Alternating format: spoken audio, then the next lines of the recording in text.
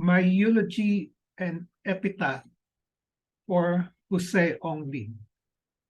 First, my eulogy. There is a popular quote that says, "Don't come to my funeral to show how much you cared for me. Show me how much you care about me now, while I am alive." In 2018, when Joe was celebrating his 70th birthday, I am glad I already complied with the admonishment to appreciate a person or him while he was still alive. I gave the following birthday appreciation of him, and I would repeat it with some modifications and updating. Joe was my classmate in Xavier School, but 66. The only things that I remembered of him during our grade school and high school days, we were together in the same sections for at least 3 years. Siyempre, Section A. Or that he was a conscientious student with his responsibility as a student. He had a good interpersonal relationship with his classmates and not very combative when there were things he would disagree on. And of course, he liked to play basketball. He played basketball better than I did, but I ran faster than he because I was a track and field champion. I was a track and field champion during our grade school days. We came closer together in our relationship during college days because we went to the same university, that was University of the Philippines in Diliman. He enrolled in BSBA, or Business Administration, while I enrolled in BS Pre-Med, or Pre-Medicine. We got very close in our relationship due to the following factors or circumstances. Number one, our subjects in the first 2 years were basically the same: English, Spanish, algebra, etc. Thus, oftentimes we were classmates despite our different courses. As classmates in UP, I continue to appreciate his conscientiousness with his responsibility as a student, meaning he was studying to pass the subjects we both enrolled in. Number two, we were both members of the UP Filipino Chinese Student Association, or PhilChi. He became the PRO of the PhilChi in 1968, while I became the president in 1969. We were in the same camps when there were disputes, squabbling, politics, and elections going on in PhilChi.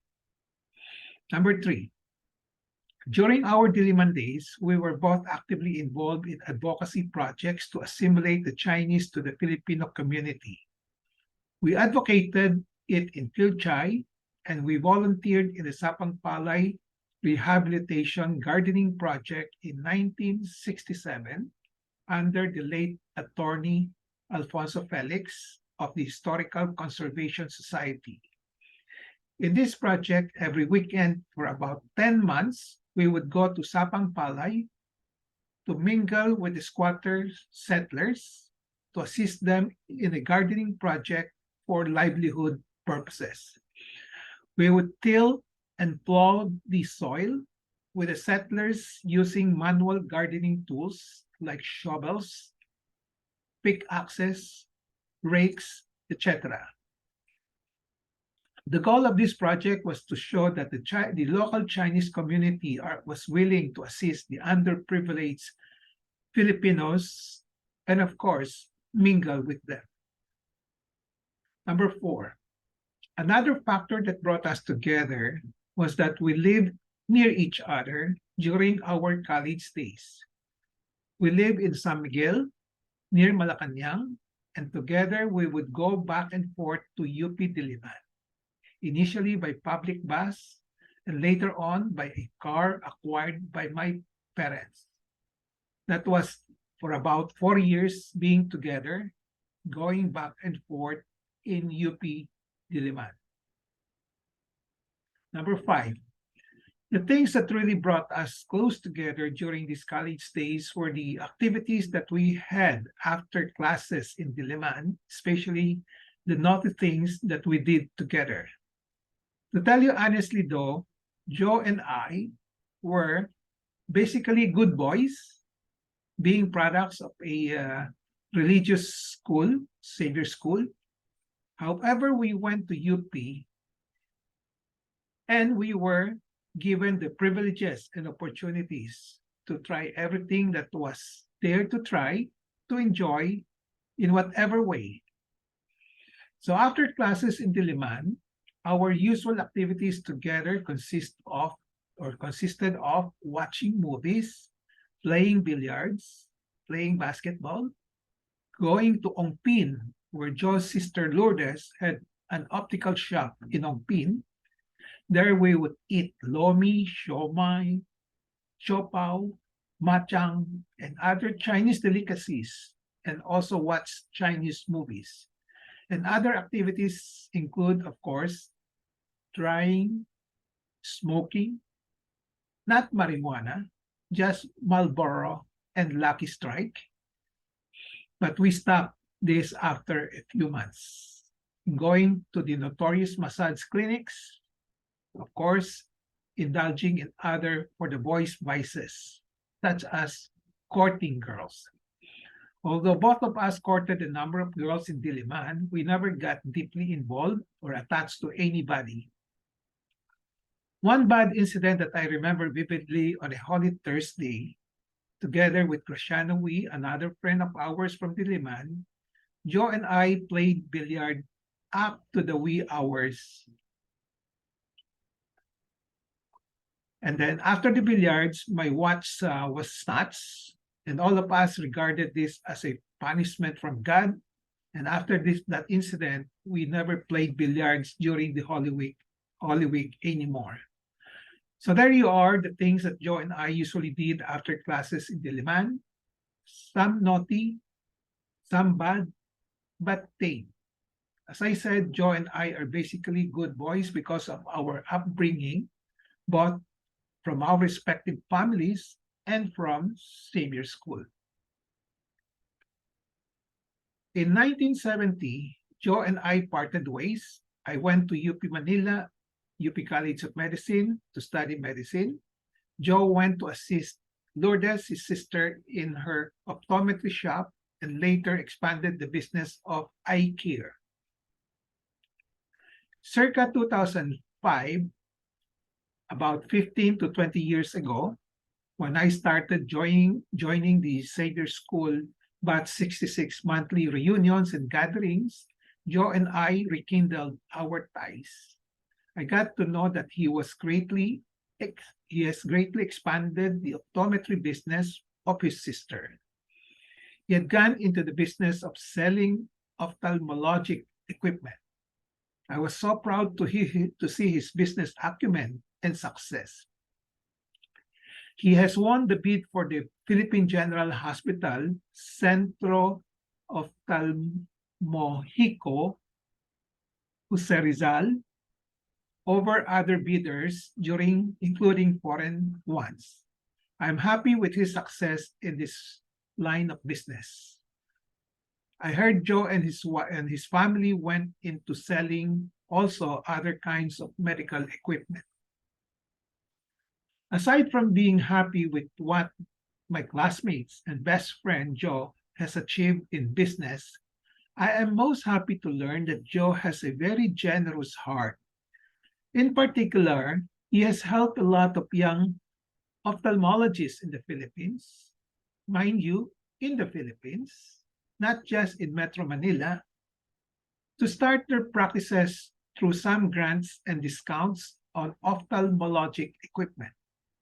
We all know that ophthalmologic equipments are very, very expensive, and ophthalmologists use this expensive equipment to earn a living. Through the grants and discounts, Joe has helped many ophthalmologists become successful in their practices. For this, many ophthalmologists are grateful to him. Joe, for this, I salute you the most from my perspective as a doctor. Your generous heart to help young ophthalmologists establish their practice through your grants and discounts. In the process of helping the ophthalmologist, you are in a way simultaneously providing quality and accessible eye care services to the Filipino people. Joe, I really salute you for this. This is one of the most significant legacies you have accomplished. Feel contented now, happy, and satisfied as you reach the age of 70. This was at that time. You have done a legacy that your wife, Mimi, and your daughters, Marivic, Maricris, Marites, will be proud of. You have done a legacy that our classmates from Xavier School, Batch 66, will be proud of. You have done a legacy that I, as your classmate and best friend, am very proud of. In the 2018 appreciation of Joe, I categorically made these statements also. More power to you, Joe. Happy 70th birthday. May you continue to enjoy the life the Lord will give you. As we are both on the waiting list already, we were 70 already, we can die anytime.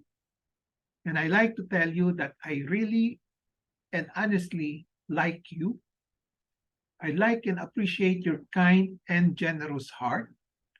I like and appreciate your courteousness and professionalism in dealing with people. I like and appreciate your being responsible and successful citizen, a responsible and loving husband to Mimi, and a responsible and loving father to Marivic, Marites, and Maricris. Lastly, I'd like to thank you from the bottom of my heart, the beautiful and memorable friendship to the point of brotherhood that we had through the years. At that time, 59 years, from 1959 to 2018. An update on this, it's 63 years now of brotherhood from 1959 to 2022. If I had to write an epitaph for Joe, it would run like this. A loving husband and a responsible, tender, and kind father and grandfather, a sincere, thoughtful, and generous person for other people. What a beautiful memory you leave behind. As my friend for the past 63 years, he was to me a very sincere, thoughtful, and generous person. My latest appreciation of him was during this COVID-19 pandemic, when he learned that I was lonely and suffering from some forms of anxiety and depression. He was around to give psychological support. He would invite me to breakfast in Rockwell. We would invite our other Xavier School classmates to lunch. Sample, Francesco Kitchen in December 2021, Choi Garden in April 2022, Gloria Maris in July 2022, Jade Garden in September 2022, the latest. That was our last face-to-face interaction with each other. And I heard that he was looking forward to our Christmas get-together lunch. When he learned that I was having anxiety of driving, he offered to fetch me and bring me home during our get-together lunch. This is not to mention that every now and then he would send food gifts to my house, particularly on my birthday. So indeed, Joe was a very sincere, thoughtful, and generous to me and his friends and his classmates. Joe, I thank you for all these virtues of yours, and I will surely miss this. Goodbye for now. We'll see you soon